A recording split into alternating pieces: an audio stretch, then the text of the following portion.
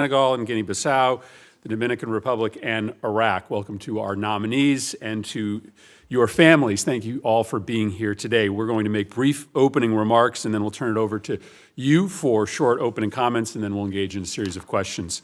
Ms. Gavito, if confirmed, you will potentially be presiding over the return of U.S. diplomats to Libya for the first time since 2014. I believe it has been a mistake for the United States to go this long without physical presence inside Libya. Our friends and adversaries are there. It is a country of deep historic and current importance to the United States. We need to be there. We should have been there yesterday. I'm looking forward to talking with you about the path forward in reestablishing our embassy, our presence in Tripoli. Mr. Harris, Algeria matters to the United States for a host of reasons, but when we have a strong, stable Algeria, Europe is healthier. Algeria is vital to Europe, and so we're helping ourselves, but we're also helping our European allies when we're engaging in helping Algeria diversify away from declining oil production as the driver of their economy. Algeria is also the second biggest military in Africa, a fact that surprises many of our colleagues, and so we need to pay attention to the increasingly close ties between Algeria and Russia and China. Mr. Lord, it's been a difficult last few years in the Sahel. Armed conflict, poverty, climate change, food insecurity, political instability, malign Russian influence. But amidst this truly awful set of circumstances, Senegal's democracy has survived and recently saw a peaceful transition of power to a new president. So too in Guinea-Bissau, which also had recent elections in which losing incumbents peacefully accepted the results and stepped down. Our task is to work together to keep these and other countries in the region on a path towards development and democracy. Mr. Itiregnu, there has not been a Senate-confirmed ambassador in Santo Domingo since 2021, hindering our ability for bilateral relations to reach their full potential. The cultural and economic links between America and the Dominican Republic are vital, and we need to get you on the ground as a key link between our strong Dominican-American community and their homeland. And finally, Ambassador Jacobson, good to see you again. I think we last saw each other in your post in Kosovo. Thanks for being willing to take on this really difficult and critical assignment. The U.S. invasion of Iraq is really the original sin of the last quarter century of American foreign policy. But there's no going back, and there's certainly a positive story to tell about Iraq, where the Iraqi people joined together with the United States and other members of the counter-ISIS coalition to defeat one of the most brutal terrorist organizations the world has ever seen. President Biden has had a tough job to reestablish U.S. influence in Baghdad after President Trump effectively gutted our presence there. But there's critical work to do. Iran's influence and the influence of paramilitary organizations are growing every day in Iraq, and we have some tough decisions to make there. So we thank you all for being here today. We thank you for the sacrifice that you are all making on behalf of this country. We thank your families for the sacrifices that they have and are continuing to make. And with that, I'll turn it over to our ranking member, Senator Young, for opening comments. Thank you, Chairman. Today's hearing provides us the opportunity to both examine the records of the nominees before us and the realities in the countries to which they have been nominated to serve. The year 2024 has been widely covered as the year of democracy, in which more people will head to the polls around the world than in any year in history. The results both this year and in recent years have been interesting and signal opportunities, but also challenges for U.S. foreign policy into the future, including in the countries today's panel have been nominated to serve in. I'm grateful that we'll have the opportunity to hear from all of today's nominees on the record about some of their past experiences and future goals. I want to congratulate them and their families on their nominations and say I look forward to today's exchange. The geopolitical realities we face are as complicated as they've ever been. Yet even that is an understatement for the Middle East and North Africa region. Iraq has dominated the foreign policy thinking of an entire generation. The domestic political and economic situations in Algeria and Libya are in some ways a study in contrast, but equally complex, particularly in the face of continuing terrorism and migration challenges. And as these challenges literally migrate westward, Senegal will have little time to celebrate its successful democratic transition. On the other side of the Atlantic, the Dominican Republic is a country with long, complex ties with America and whose relative stability on both the landmass it shares with Haiti and in a geopolitically complicated Caribbean cannot be underestimated. I do fear, however, that for this panel in particular, the current administration risks sending them out to fail. Migration, democratic stability, and lack of commercial and economic opportunities have strained each of these countries in varying ways. The recent wave of coups in failed states with a Chinese and Russian entourage riding in behind them reminds us that neither hard or soft power alone will suffice, nor is there any corner of the world that we can ignore, but our attention must be carefully planned. To cite one example, the U.S. has remained engaged after the devastating floods in Libya when the Derna dams failed, delivering more humanitarian aid than anyone. Yet it has been Chinese construction firms benefiting from a rebuild and Russia's oil laundering war machine grateful for a purposeful level of political dysfunction. I'm hopeful that we'll receive honest assessments from today's nominees about whether they will have the available tools to help bring or maintain a U.S. favorable bilateral relationship to their respective host countries. Mr. Chairman. Thank you very much, Senator Young. I'm going to provide some brief introductions, and then I'll suggest that you make your opening remarks in the order of the introductions. Ms. Jennifer Gavito has served as Deputy Assistant Secretary for Iraq and Iran.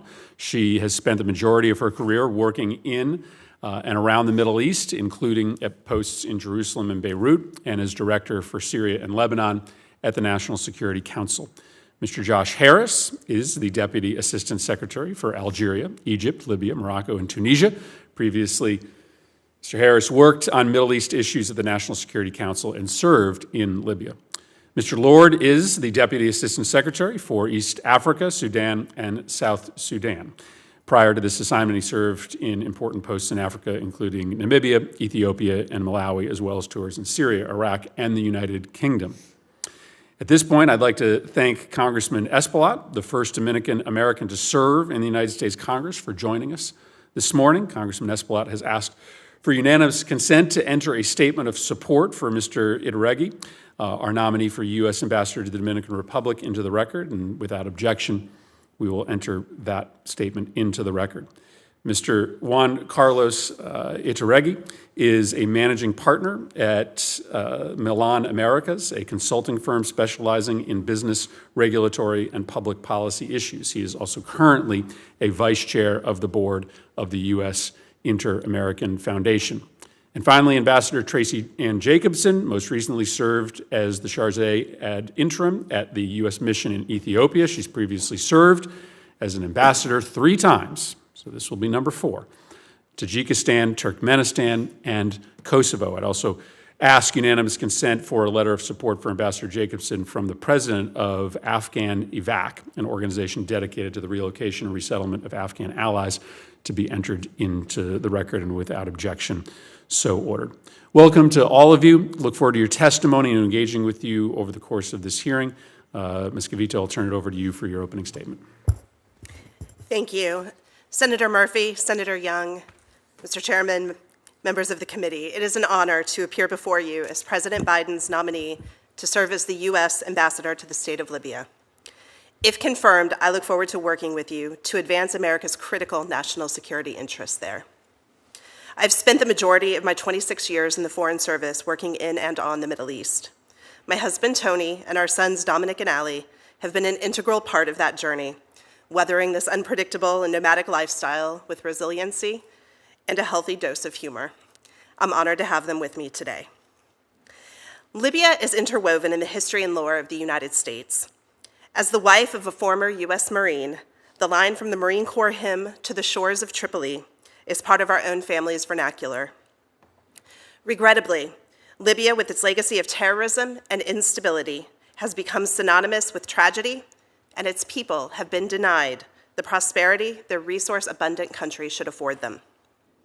From Gaddafi's terrorism that culminated in the downing of Pan Am Flight 103 to instability in the Sahel that threatens NATO's southern flank, real U.S. interests have been and remain at stake in Libya. Libya today is fertile ground as PRC and Russia seek to extend their influence and reach. If confirmed, I would prioritize pushing back against these destabilizing influences, advocate for U.S. industry solutions, and seek to preserve hard-fought counterterrorism gains. Libya's selection under the Global Fragility Act is recognition that addressing Libya's instability requires all diplomatic and development tools at our disposal. If confirmed, I would leverage American innovation to help secure Libya's contributions to a stable energy market and support transparency so revenues are a source of unity rather than division. If confirmed, I would also work with UN and international partners to find a political compromise among Libyan stakeholders that sets Libya on a path to unification and elections. In closing, for America to effectively lead, we must be present. If confirmed, I commit to working closely with Congress to accelerate our resumption of operations in Tripoli in a manner that prioritizes the safety and security of our outstanding team and all Americans. Senators, thank you again. I look forward to your questions. Thank you. Mr. Harris. Chairman Murphy, Ranking Member Young, Chairman Cardin, thank you for the opportunity to appear before you today as the President's nominee to serve as the U.S. Ambassador to the People's Democratic Republic of Algeria. If confirmed, I will work with Congress to advance U.S. priorities in Algeria reflecting our interests and our values, and to enable the American and local staff at U.S. Embassy Algiers to build the next chapter in this historic and dynamic partnership. I am incredibly proud to share this day with my family.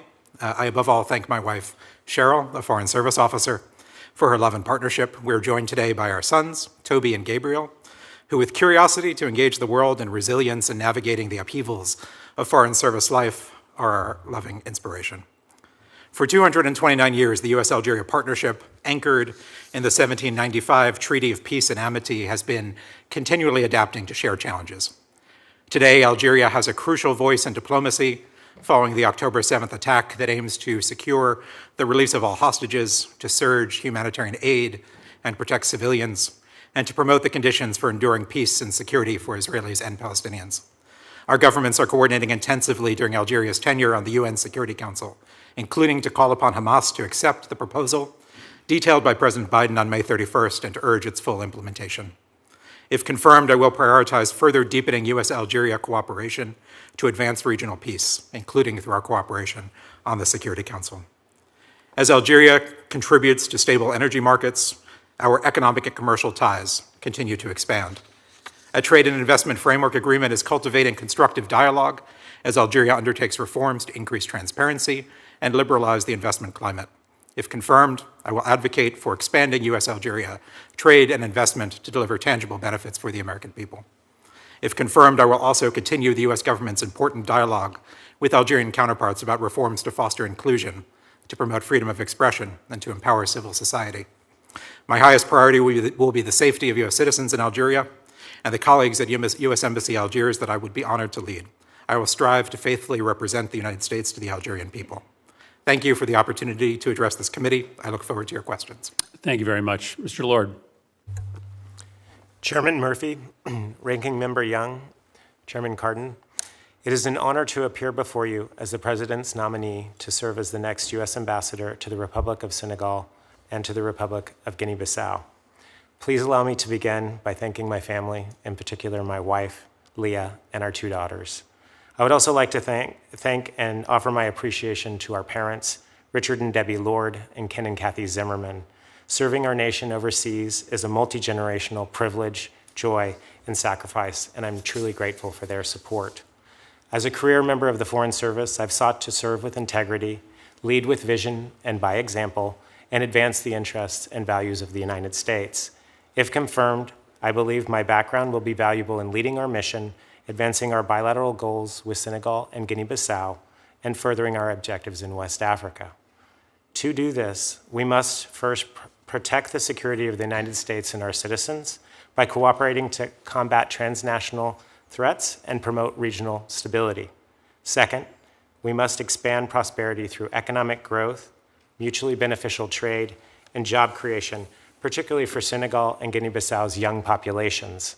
Third, we must invest in accountable governance and respect for human rights for Senegal and Guinea-Bissau to achieve the full potential of democracy and ensure that all citizens accrue the benefits of development. If confirmed, I will make protecting the many U.S. citizens in Senegal and Guinea-Bissau my highest priority.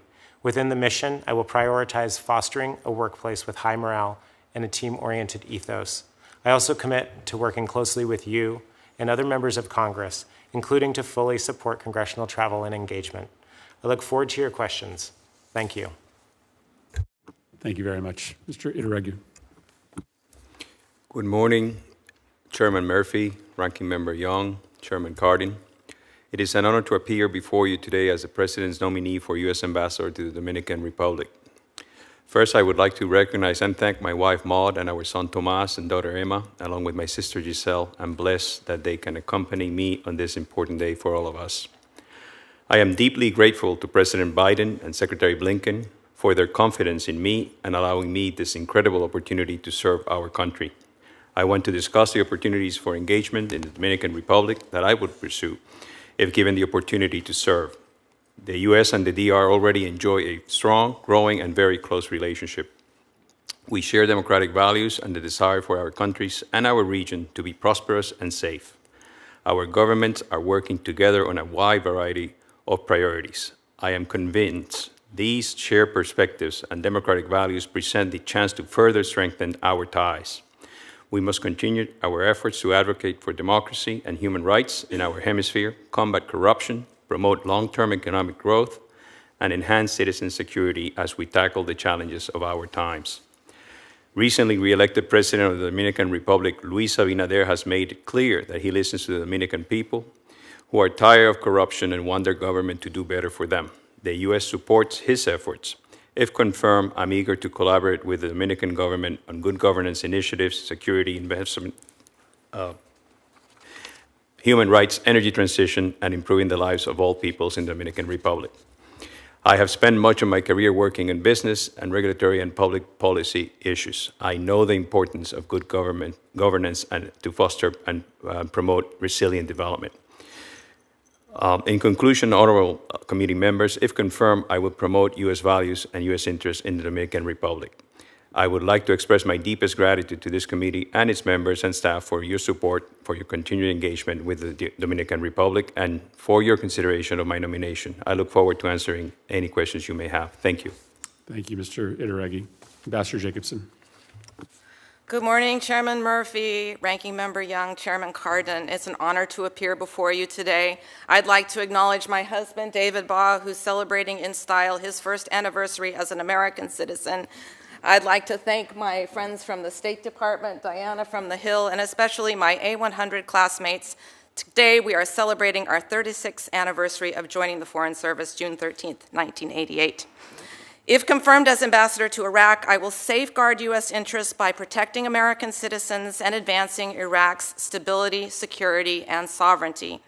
10 years after our troops returned to Iraq at the government's invitation to fight ISIS, it's time for our military to evolve to a new role.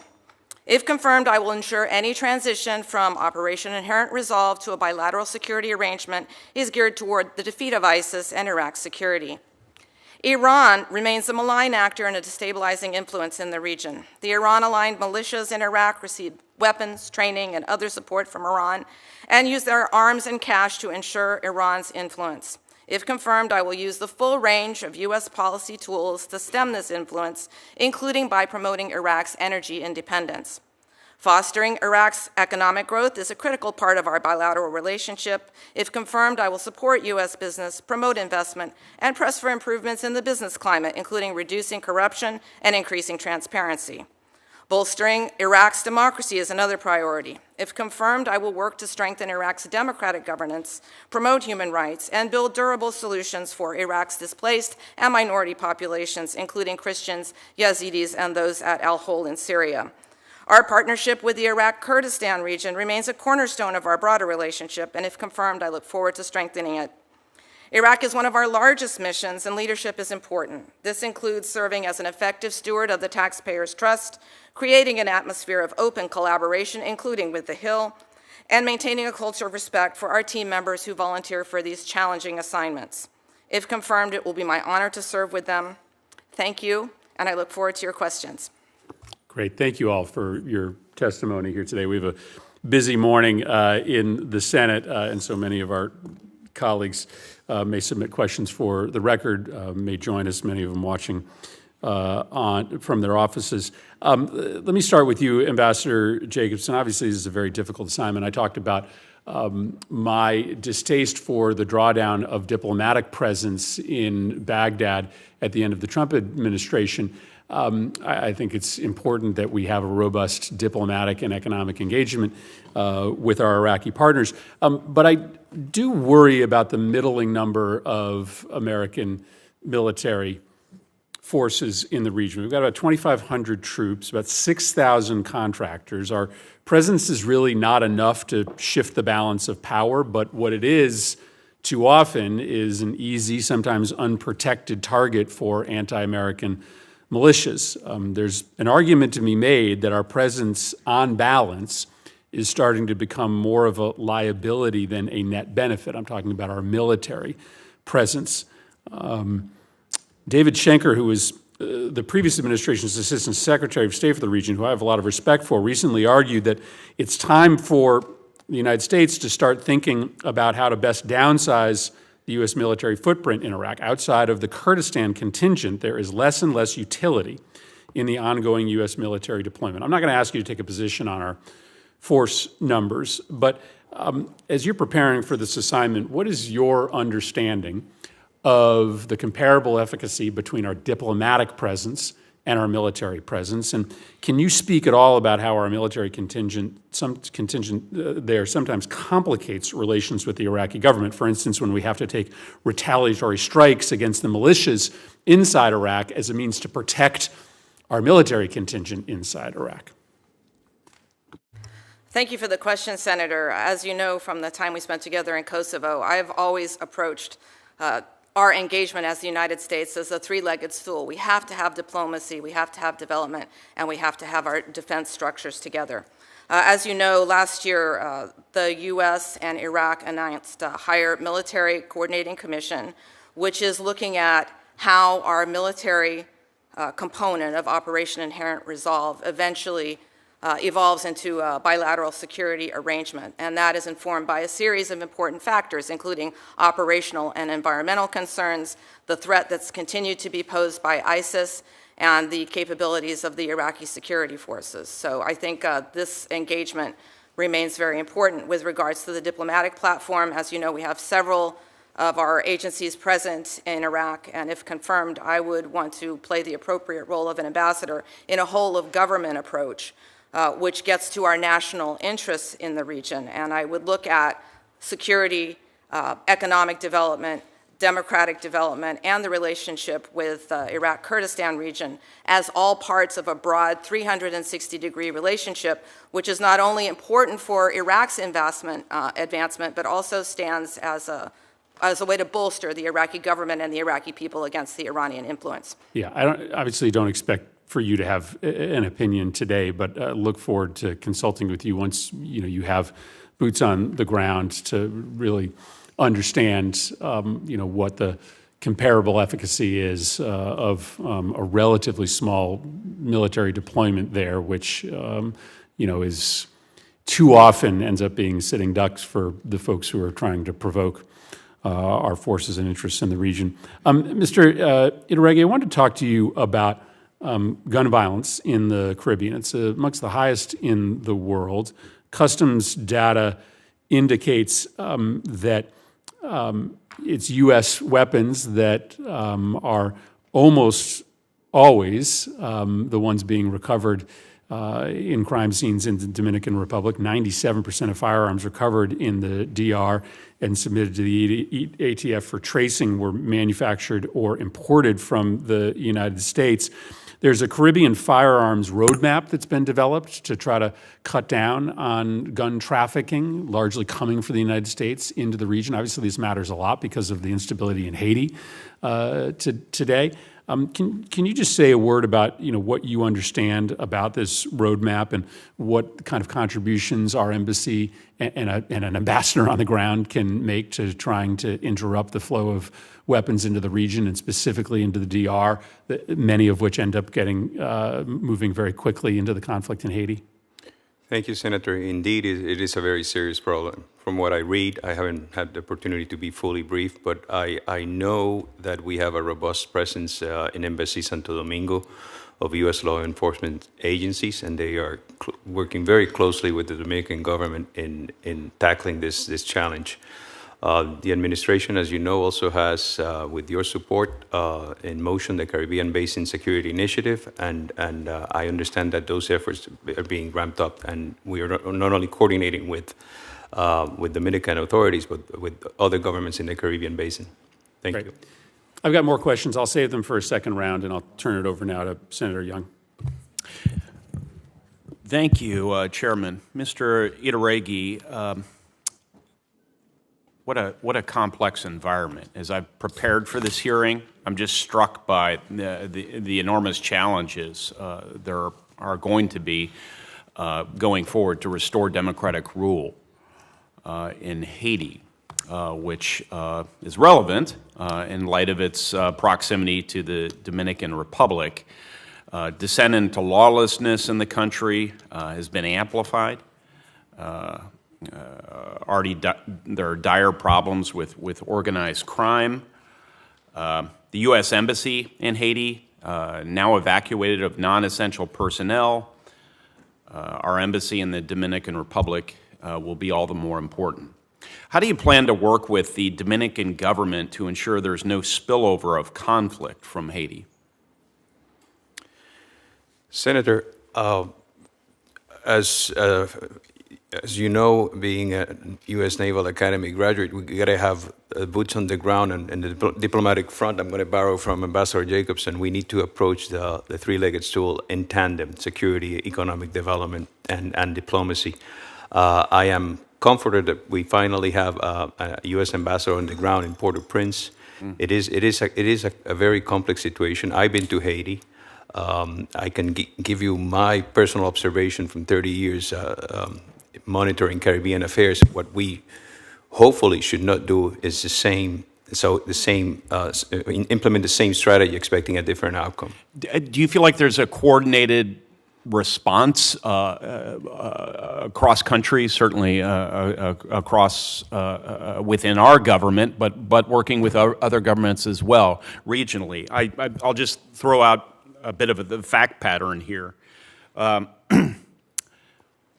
So the Dominican Republic has sealed the island's shared border and airspace. The Bahamas has launched a naval blockade to keep Haitians from fleeing the crisis by boat. The UK has sent a warship to ward off anyone seeking refuge in Turks and Caicos. Florida has increased marine and aviation patrols. And then, even with all of this, drug and gun smuggling continue to be widely reported issues in Haiti. So, seems to me this can't be dealt with single-handedly by one ambassador. So, is there a broader effort that you think is coming together? I believe there's a broader effort, and I'm personally hopeful that you all can make the appropriate decisions regarding the potential security, multinational security force on the ground.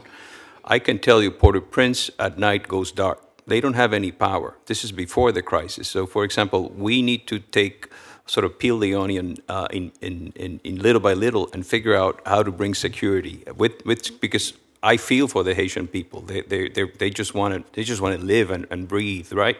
So most of the Haitian people are unfortunately hostages to transnational crime organizations and gangs. And I believe it's in our national security interest to be there and play a very constructive and proactive role.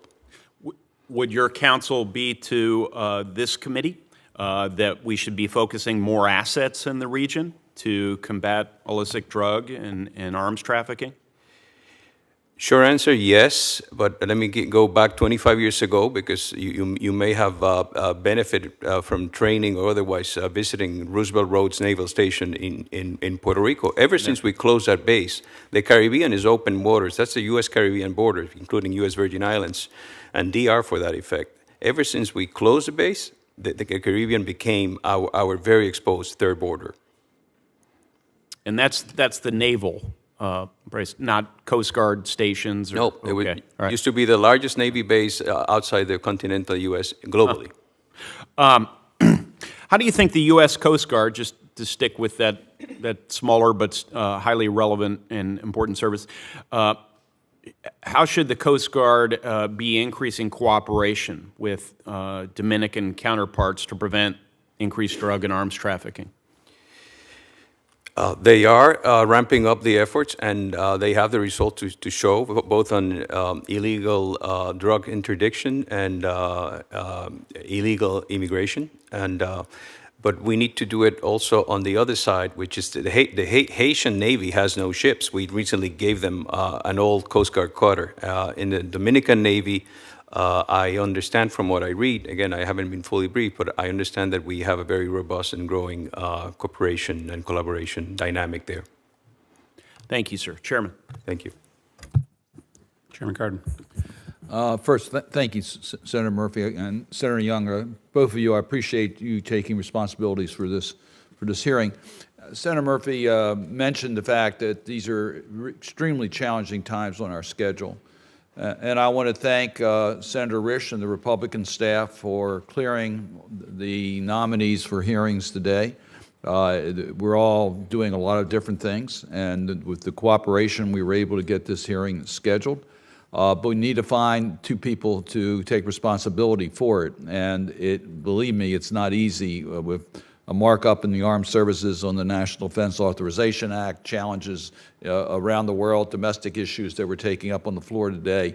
So, Senator Murphy, thank you for your willingness to chair this hearing. And Senator Young and Senator Ricketts, they're the two I'll call on all the time on the Republican side. They're so committed to this committee and the work of this committee that I thank you so much for your willingness to be here today.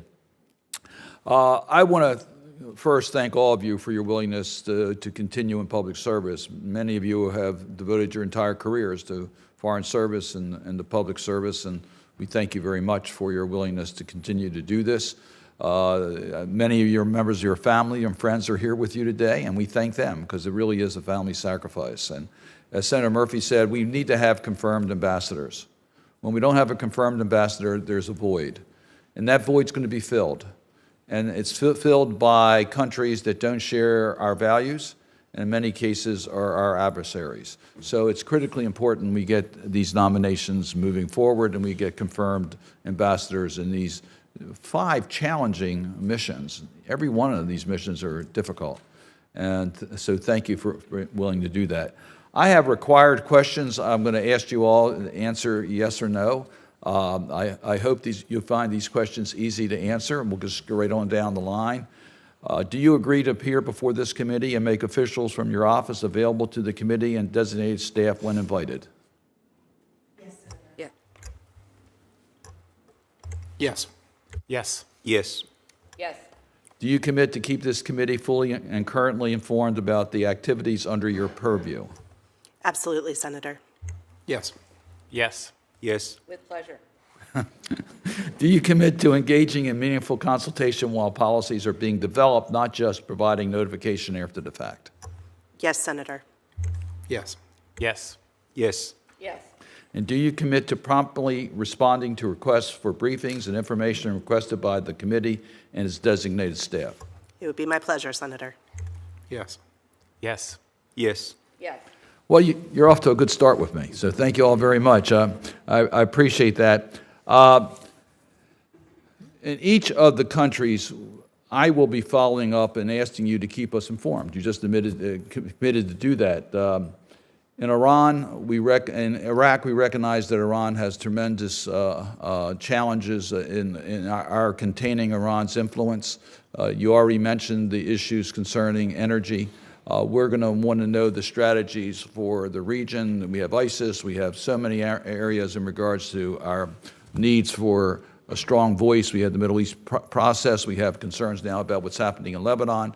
And Iraq plays a critical role in these decision-making. So we're going to be asking you for your strategies as to how we can leverage our mission to accomplish our objectives.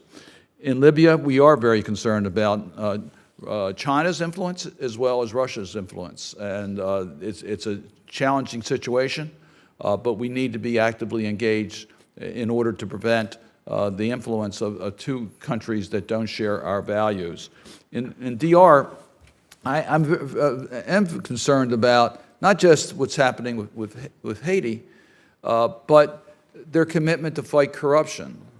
They have challenges in that country. And it's not just going after the opposition. It's having a strategy in that country to really combat corruption. So we'll be looking to you as to giving us, carrying out a law that was passed in the last National Defense Authorization Act in regards to our missions, having strategies to counter corruption throughout the world. Algeria, again, this is a country where Russia is trying to fill a much larger role. We have to be aggressive there.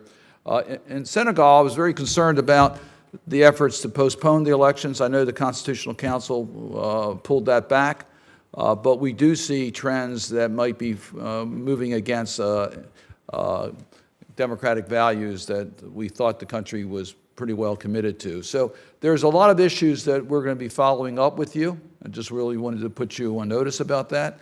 Thank you for your willingness. We hope that we will be able to move your nominations promptly and get you to work. Thank you. Senator Ricketts. Great. Thank you very much, Mr. Chairman. And I want to add my thanks to Senator Cardin as well. As governor, I had a chance to take a number of trade missions around the world and meet with our embassies, and just can't say enough about the Foreign Service people, and sacrifice time away from your friends and family here in the United States to represent our country overseas, and I really appreciate the efforts that you all make to do that. I want to talk a little bit about Libya. Russia's tentacles continue to expand there in Libya. In September, Putin met with Field Marshal Khalifa Haftar to discuss a defense accord that would expand Moscow's military presence there and could eventually even lead to a naval base there. This year, despite the war in Ukraine raging on, Moscow has sent Russian special forces and thousands of mercenaries to the battlefield or from the battlefield to Libya. And additionally, we've seen Russian vessels unloading thousands of tons of military equipment in Tobruk, effectively turning eastern Libya into a Russian way station for places like Niger, Mali, Burkina Faso. And so far, our diplomatic strategy has been to engage Haftar, but he has repeatedly denied our request to cooperate with the UN on forming a unified government and holding nationwide elections. And then, of course, he just keeps increasingly moving into the Russian orbit. So, Ms. Gavino, tell me a little bit, what's your take on Russia's expanding presence in eastern Libya? How concerned are you with that?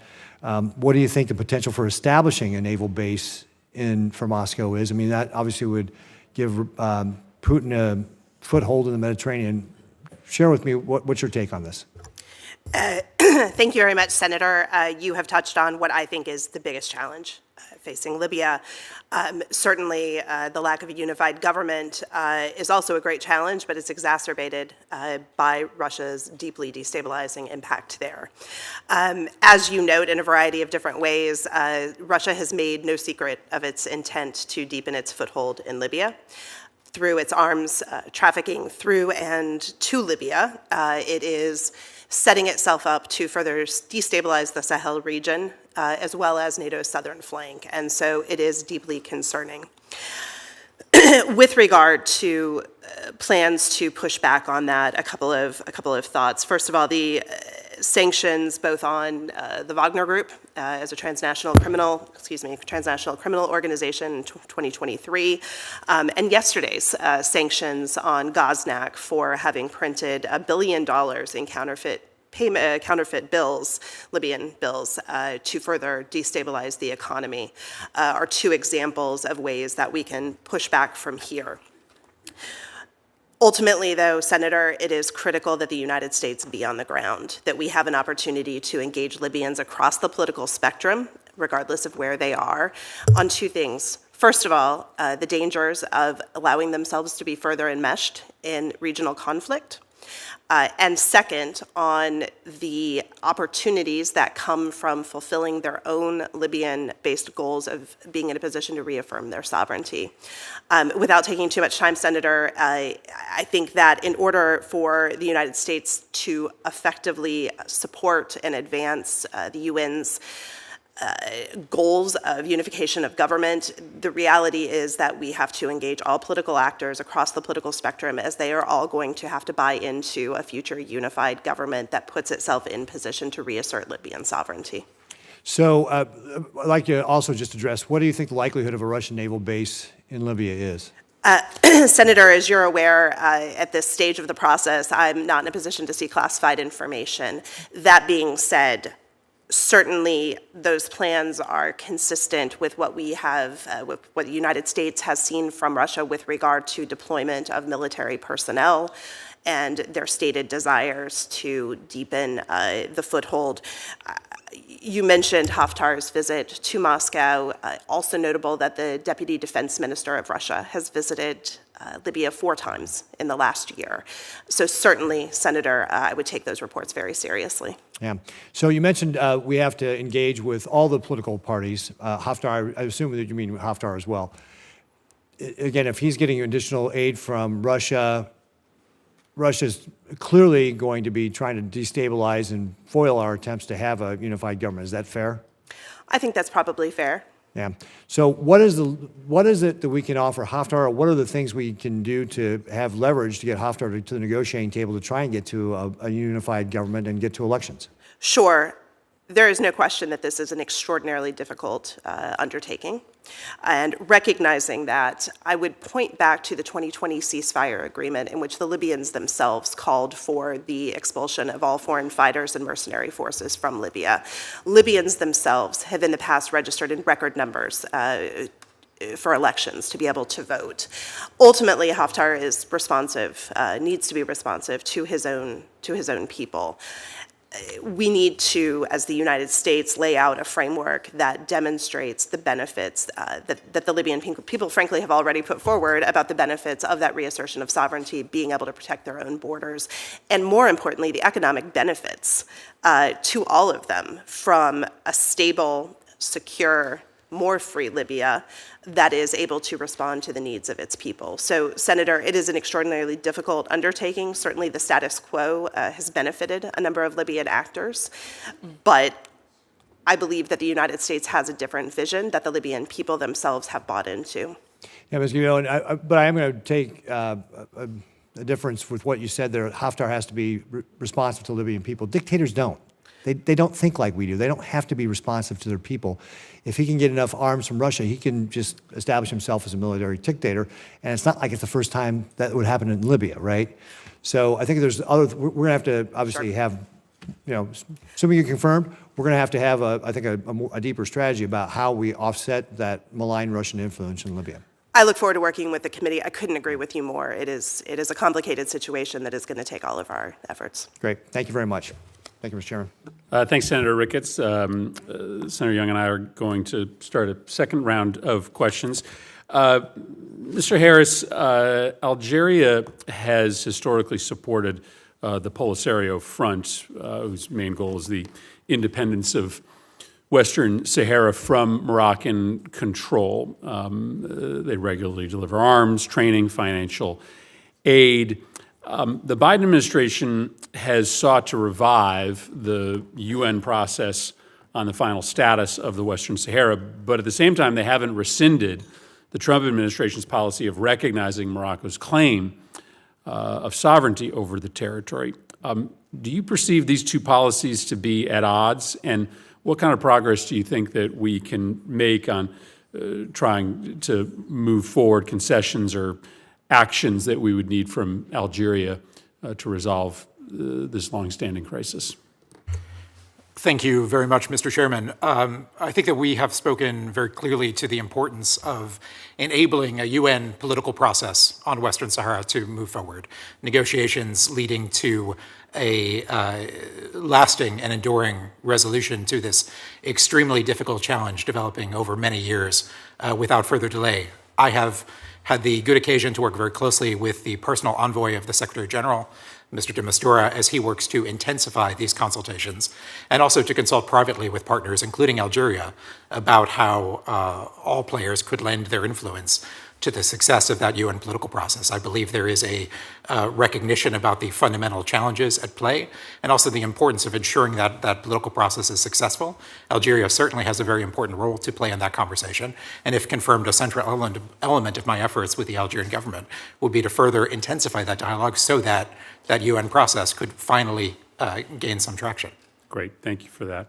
Mr. Lord, talk to us a little bit about U.S.-Senegal security cooperation.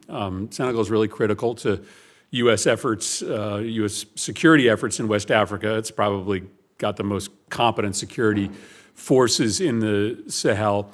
Given the myriad problems facing Senegal's neighbors, what can we do to expand Senegal's positive security influence in the region? What are going to be the first, second, and third steps you're going to take and ask Congress to support on this mission? Thank you, Senator, for the question. Indeed, we have a long history of cooperation with Senegal on security arrangements and assistance, and which has included professionalization of the forces so that they can engage in global stability operations. Senegal is on a security and diplomatic level engaged on the difficult problems in the Sahel, both through this West Africa sub-regional organization, ECOWAS, and through the United Nations. I think one of the key things that we can do is listen to the new government's ideas about how to approach this situation. They have intense interests in seeing a resolution. Many of our interests overlap with them. And so working together with them on a diplomatic plan, as well as providing additional support to their security forces. If confirmed, this will be a top priority in working with the new government on how to move this forward in West Africa, because we have very serious concerns, but also shared interests with Senegal. Well, I also sit on both the Defense Appropriation Subcommittee and the Foreign Relations Subcommittee, so I look forward to your recommendations on how we can continue to support that cooperative relationship. Ms. Gavito, let's talk about the embassy. So we've got a request to establish a diplomatic travel support operation facility, a DTSOF. Tell me a little bit about how we make sure that that doesn't become the sort of new permanent normal. How do we stay on track to get an embassy back up and established? And while we are in this interregnum period where we've got this sort of temporary facility, how do we manage our risk tolerance to make sure that we are actually getting our diplomats who may be temporarily housed there out into the field to talk to people instead of just sitting in this facility and monitoring from inside high walls?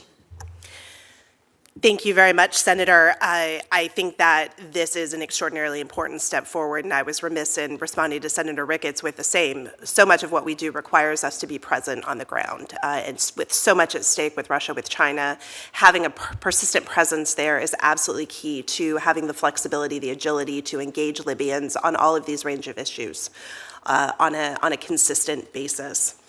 This decision to move forward with a persistent presence, affectionately called the DITSOF, came after 2.5 years of an increased tempo of short visits into Libya. Throughout that process, the Department of State has reviewed at every juncture the security to ensure that everything that is being done is done with an eye towards ensuring that our personnel on the ground are able to stay safe.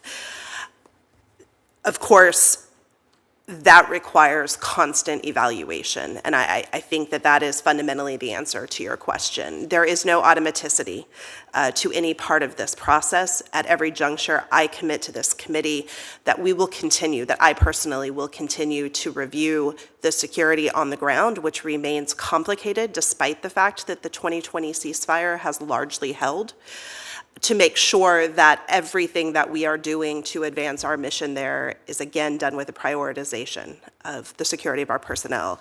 I'd like to, if I may, add that this commitment is extremely personal to me. Chris Stevens was a friend. I had dinner with him the week before he was murdered. It is never far from my mind. And as I said, I can only commit to you that as we move forward with engaging in Libya on a more sustained basis, and you're right, we can't sit behind walls.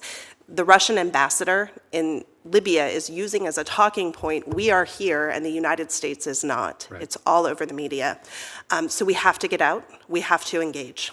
Listen, his death and that tragedy is never far from our mind as well. But the reality is that tragedy did fundamentally alter our risk tolerance and calculation throughout the Foreign Service in a way that I think has not always accrued to the benefit of the projection of U.S. influence. And so I say this to all of you. I think Senator Risch and I have had a particular interest in trying to reorder the way in which we do reviews of incidents in the field so as to not be overly punitive of our leadership that often has to make tough decisions to put people in harm's way in order to represent the United States. I'm going to use my prerogative to ask Ambassador Jacobson one last question, which is a sort of a step back question. So you're, a rare breed, having served 3 times as ambassador. You've served at a very difficult time in the Foreign Service, a moment when American foreign policy changes very quickly from administration to administration. It is just an absolute marvel to me, the quality and commitment of the people who work in our embassies, despite the fact that they may be running one mission before an election and asked to do something fundamentally different thereafter. Talk to me about how you try to make sure that we continue to boost and maintain morale amongst the people that you work for you. We teach flexibility and agility to our workforce, even in a moment when, from election to election, the mission becomes very, very different. Give us a little advice as to what you've learned during this difficult time as a leader of men and women at 3 different embassies. Senator, thank you so much for this question. This is really very near and dear to my heart.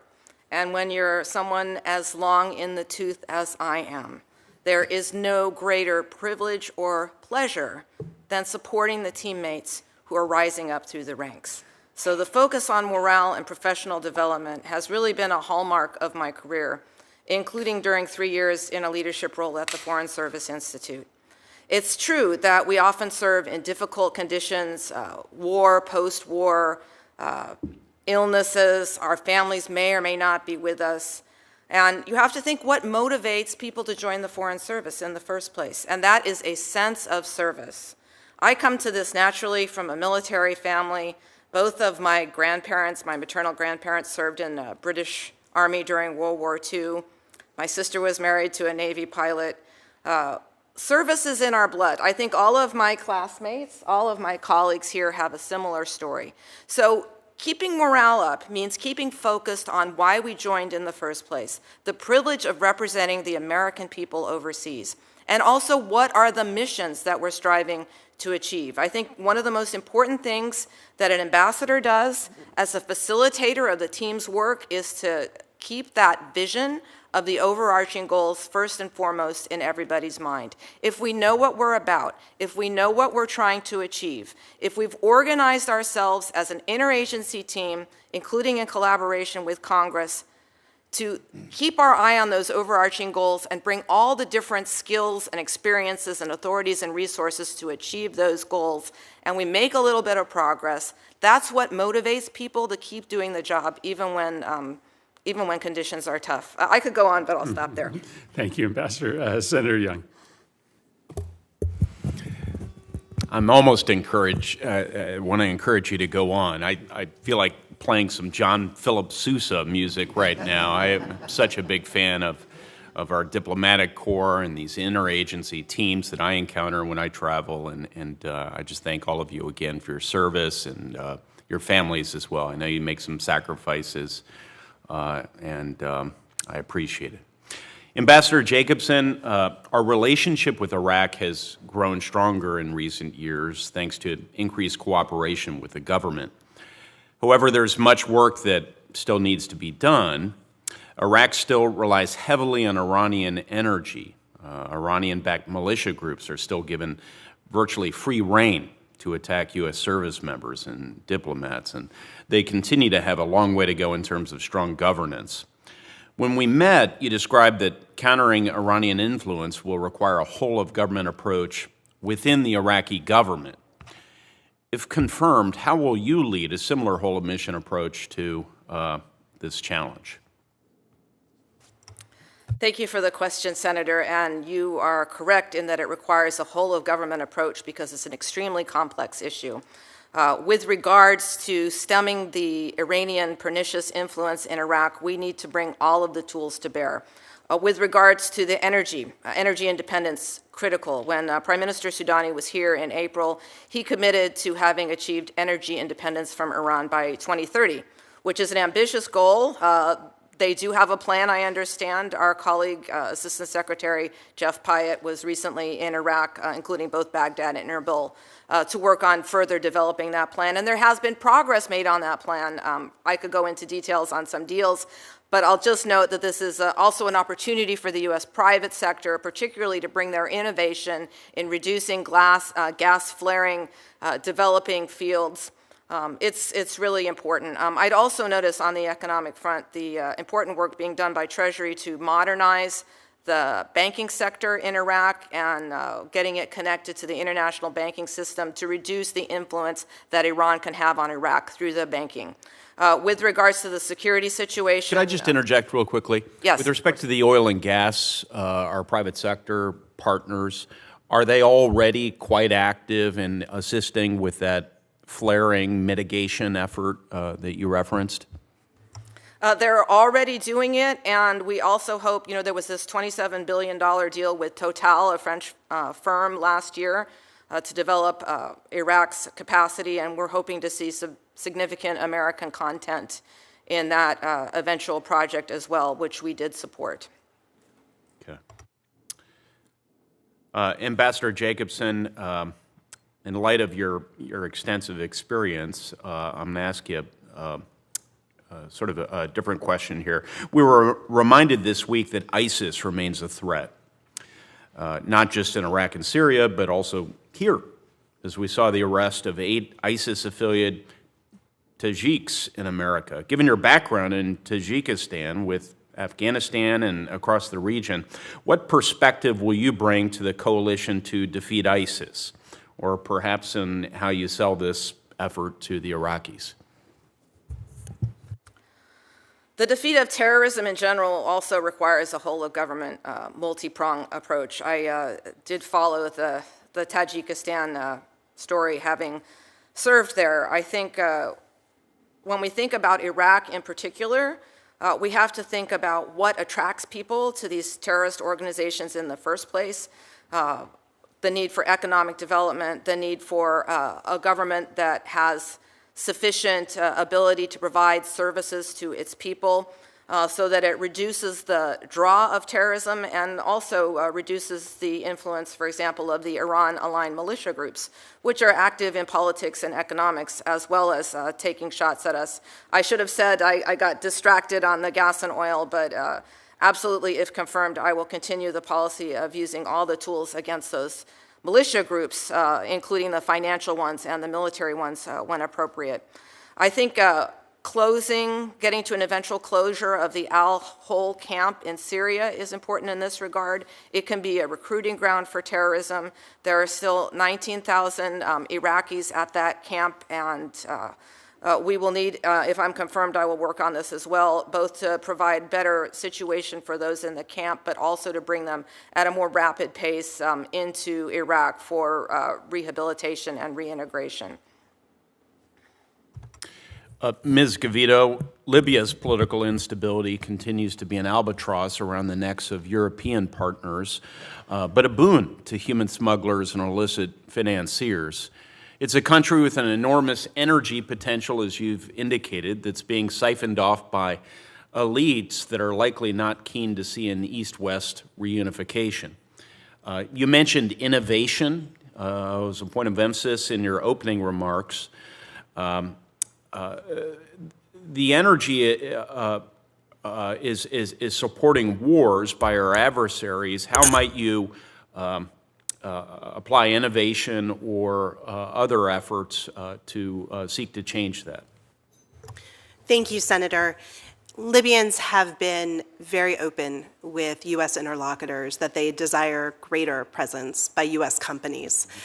So I do think that there is great opportunity, whether it is in the areas of energy or security or infrastructure, for U.S. companies, business with the strong corporate governance cultures that they bring with them to make a positive impact on the Libyan economy. We've also seen greater presence by U.S. companies as the security situation in Libya has stabilized. $291 million in U.S. exports to Libya last year, with much more opportunity on the horizon. And so if confirmed, whether as a counter to the efforts by Russia to enmesh Libya in greater regional conflict, or by the PRC, which currently dominates the 4G network with companies like Huawei and ZTE, we do have American businesses that can play a positive role.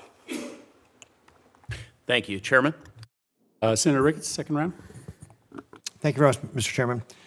Ambassador Jacobson, obviously the United States has invested a lot of blood and treasure in Iraq. 3,400 Americans died during the Iraq War. Since 2003, we've invested $2 trillion. We've prevented the collapse of the Iraqi government from ISIS. And obviously, we've got continuing challenges there now. We've got Iran-backed militias that are continuing to attack U.S. troops and diplomatic facilities close to 200 times across the region since October 7th. And obviously, we had the drone strike on Tower 22 in Jordan that killed 3 Americans there. It seems like these attacks have subsided since the peak earlier this winter, but of course that threat could always pick back up again. Obviously, we expect, the American people expect that Iraq is going to protect our U.S. troops, advisors, convoys, diplomatic facilities. If confirmed, what actions, specific actions, can you take to ensure that the government of Iraq understands its obligation to keep our people safe? I mean, you mentioned, for example, closing the camp in Syria. Can you give me some other specific things that, if you're confirmed ambassador, you can do to help keep our folks safe? Thank you for that question. In my previous assignments as ambassador and in this one as well, if confirmed, there is nothing more important to me than the protection of American lives. With regards to the Iran-aligned militia groups, which you correctly note, have attacked our U.S. interests more than 170 times between the middle of October and the beginning of February, and another sort of short round at the end of April. We need to bring all the tools that we have to bear on that. I will say that Prime Minister Soudani has repeatedly condemned these attacks, has recognized publicly the commitment of the government of Iraq to protect U.S. interests, including the mission from these attacks.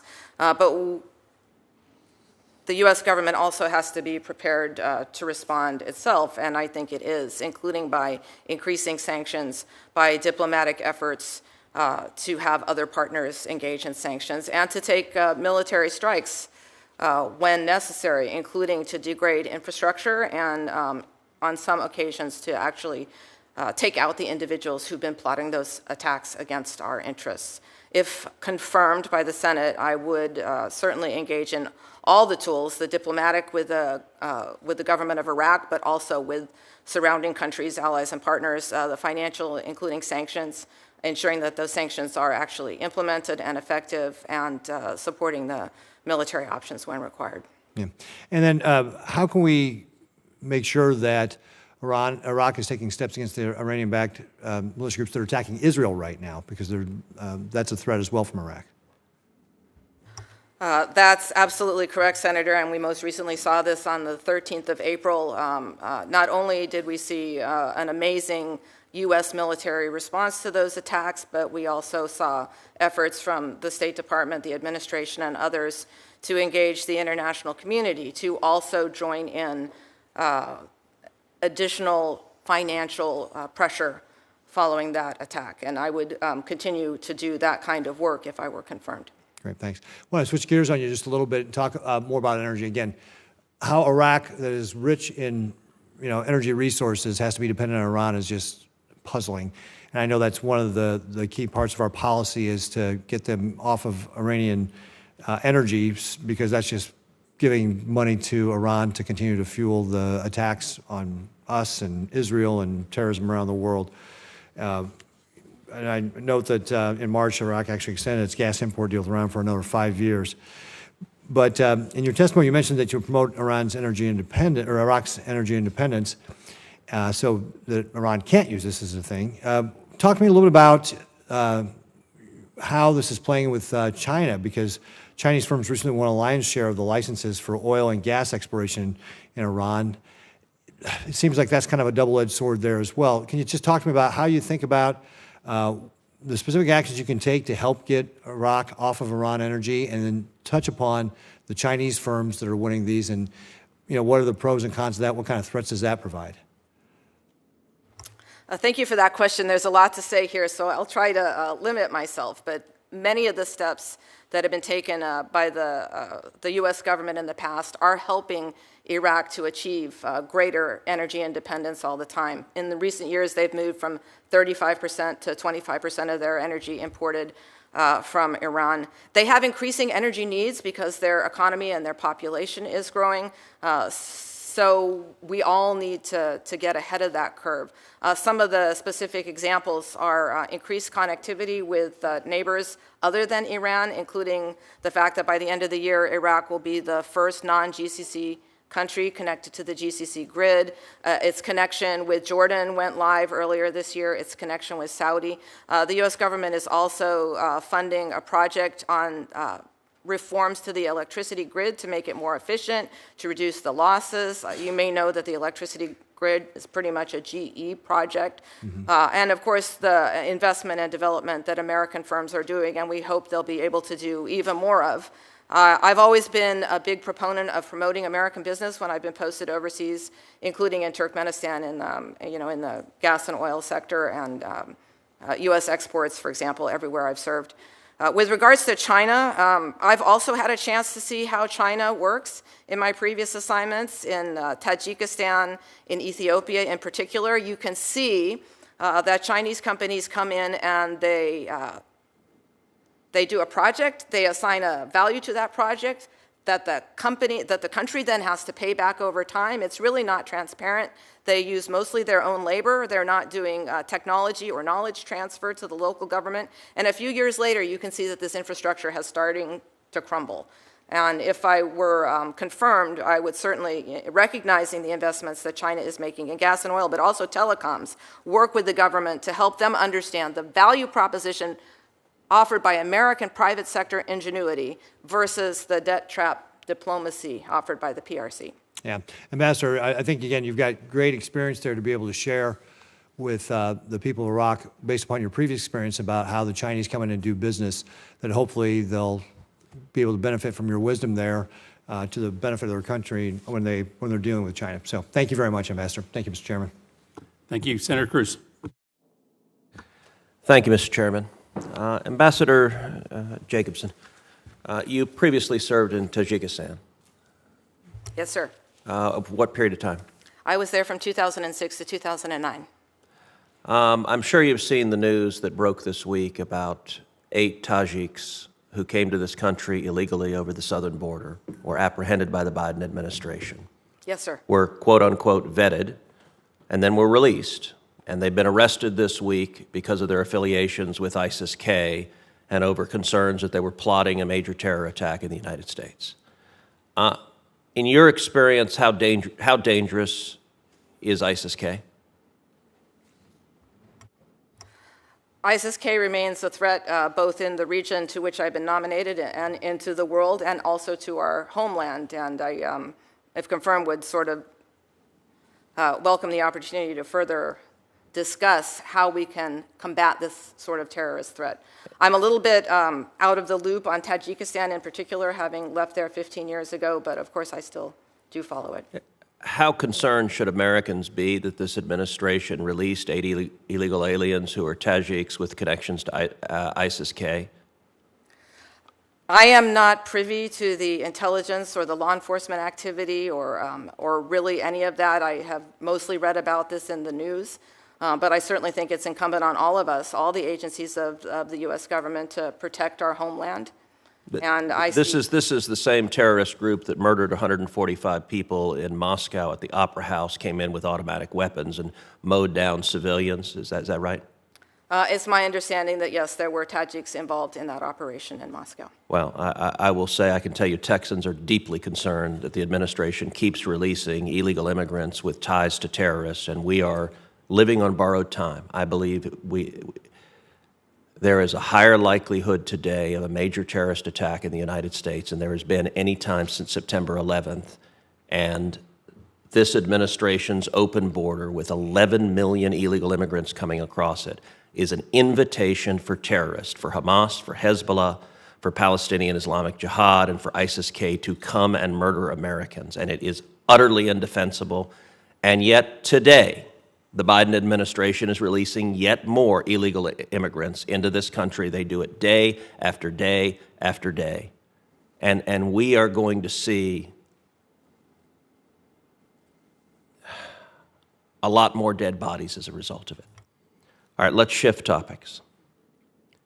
A few weeks ago, Secretary Blinken appeared before this committee, and I questioned him about policy decisions made by the Biden administration, which have allowed $100 billion to flow to Iran, including access to a $10 billion pot of money involving Iraqi electricity in euros and dinars. This money enabled the Ayatollah to fund Hamas and Hezbollah. This money funded the October 7th terrorist attack, the single worst one-day massacre of Jews since the Holocaust. It is right now funding Hezbollah's push to trigger a regional Middle East war all the way through this morning. Ms. Gavito, you served for 2 years as Deputy Assistant Secretary for Iran, Iraq, and Public Diplomacy. Then you became the Acting Principal Deputy Assistant Secretary for Near Eastern Affairs. What was your role in issuing the waivers giving Iran access to that pot of money? Thank you very much, Senator. With regard to the $6 billion in question, the $10 billion, not the sorry. $6 billion, not the $6 billion in ransom. That's another problematic decision. Apologies.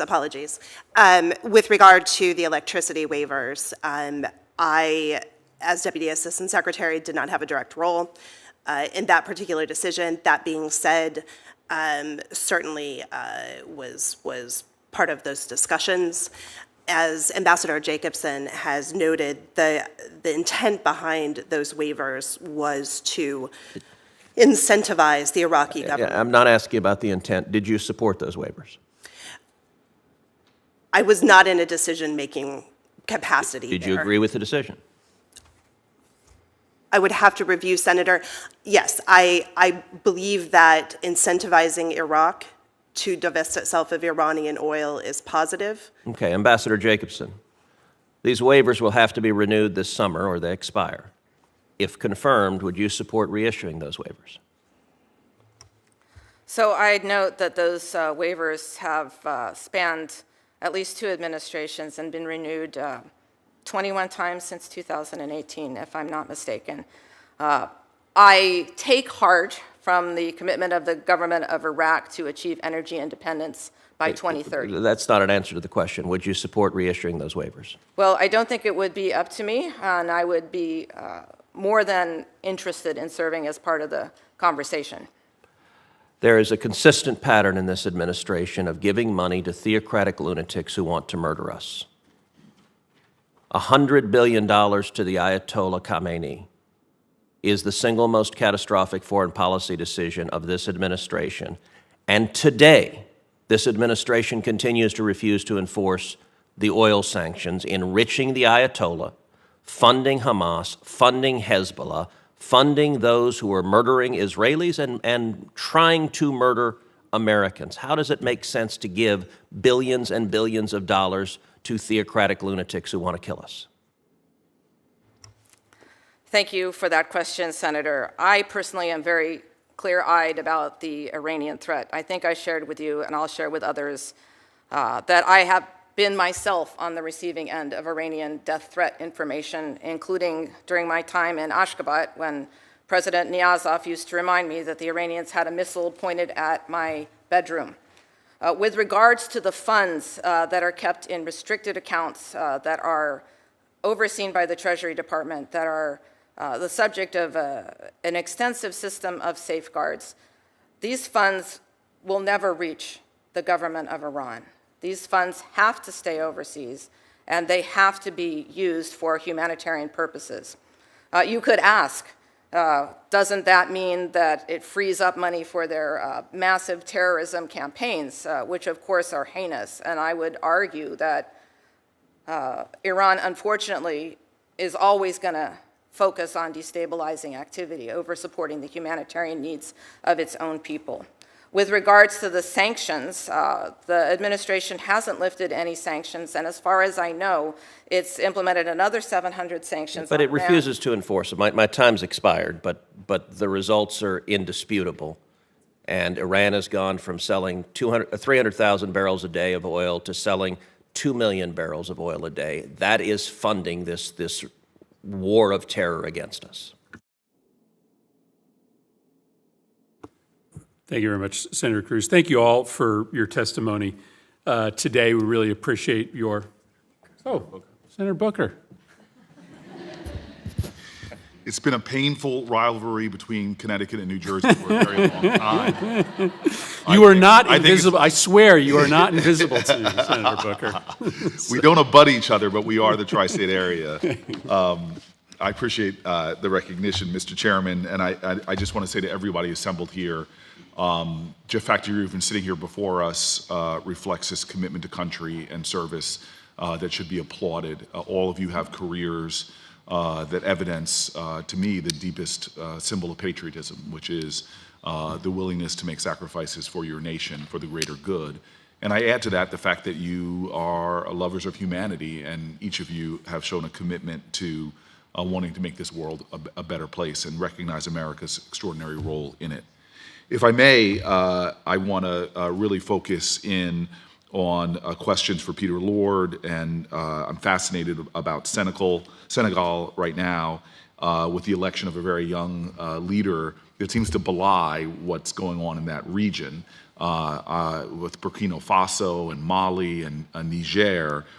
This election, this sort of transfer of power and democracy is a really hopeful sign. And it was talked about. In fact, when I was in Chad, I was talking about it with their autocratic leader as an example of new young leadership coming up. And I'm wondering in general, how has Senegal sort of avoided this trend in the Sahel region? What can we learn from their experiences, and how can we reinforce really some of the promises of this new leader and promising development elsewhere in the region? Thank you, Senator, for that question. Indeed, it is a hopeful sign for the West African region, which, as you noted, has experienced a number of coups. I would say most of those coups and a lot of the instability is related to weak governance. And that has not been the case in Senegal. Since its independence in 1960, its national budget spend has been focused on education and health. We as the U.S. government have partnered in that. And so they've had a deep tradition of focusing on citizen-responsive governance. And I think what we are seeing today through democratic elections that went well and institutions that reinforced those democratic values of the Senegalese people is because of those long-term investments over time. We have been a partner in that, and if confirmed, those are partnerships that I look to continue so that we can work to show that democracy does deliver a dividend and attract other states in the region to it, as well as work with Senegal on security and diplomacy through the regional organizations to hopefully restore democratic governance in those countries. I love how you put that right. I mean, I was just talking about this in regards to Kenya. With all the democratic backsliding, countries that are showing a greater commitment to democratic ideals and principles, there should be a dividend. We should step up in some way. Senegal has maintained relationships with Israel, even though I know they're straining, but it's a Muslim-majority country. They're one of our significant partners. We already have the MCC there. Investments from obviously on health initiatives and more. I'm just wondering what are ways, and I know the president's actually recommending a greater investment in the country, but I'm wondering if you could, for this committee, which does have some people overlapping with appropriations as well, what are some things that we should be thinking about in terms of showing in a very strong way investments that can show and reward them for continuing to do what I believe is the right, to have the right trends? Thank you again for your support and for that question. I think we need to continue to invest in democracy and the country's initiatives in democracy, so increasing our spend there to reinforce the institutions, but also to demonstrate that local governments deliver governments that are the closest to the people and their needs. Continuing with our education and health support. And I understand that the Millennium Challenge Corporation is in development of a regional compact that focuses on blue economy. And so working on blue economy and employment, particularly for the extremely large youth population in Senegal, those are priorities for the new administration. And I think those are investments worth our energy, our time, and our dollars in order to yield the sorts of developments. What are some of your concerns? I'm just going because I really want to try to get a question for Ms. Cavito. Really quickly, just their relationships with Russia, their relationships with China, are these red flags? In general, what's your strategy there? They have diplomatic relations with both. With China is engaged very heavily economically, but fundamentally we continue to have the comparative advantage because both the United States and Senegal believe in democratic values, and that will continue to trump all the way in terms of our relationship and our comparative advantage in engaging. Most of the new administration's policies are very much in line with things that we want to see: transparency, job creation, focusing on people's basic needs. Those are all democratic pieces. We'll, of course, have to continue to be very innovative in using our economic tools to support increased U.S. investment, such as through the DFC.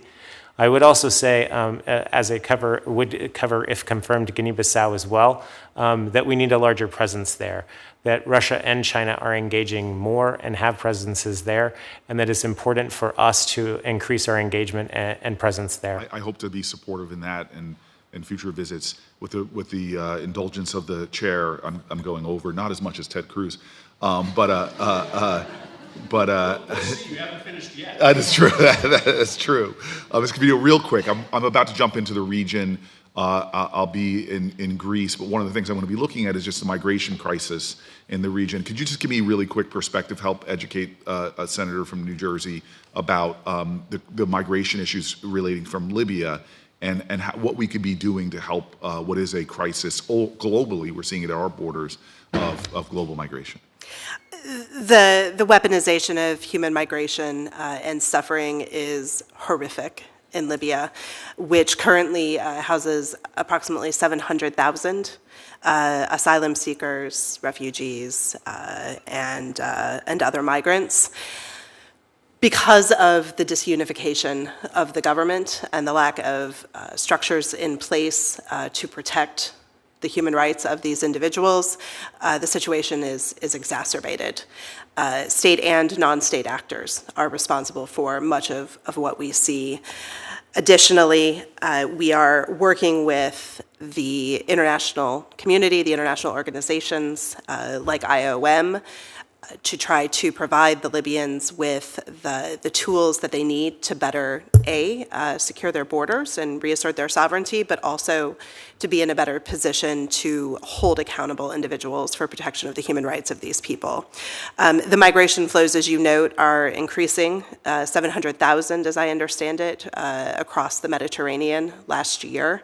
So the situation is not getting better. This speaks again across the Sahel to the importance of accountable governance, justice, and providing countries that the United States works with, like Libya, with the tools that they need to protect their citizens, protect migrants on site, so that people don't take those horrifically dangerous journeys. I appreciate it. I'm now in cruise territory, so I look forward to continuing this conversation. I just want to do a question for the record, because there's two staffers behind one of these future ambassadors that look very young. I just want to say for the record, I am against child labor, and when I find out who those two very young-looking staffers are working for, I will reconsider my affirmative vote.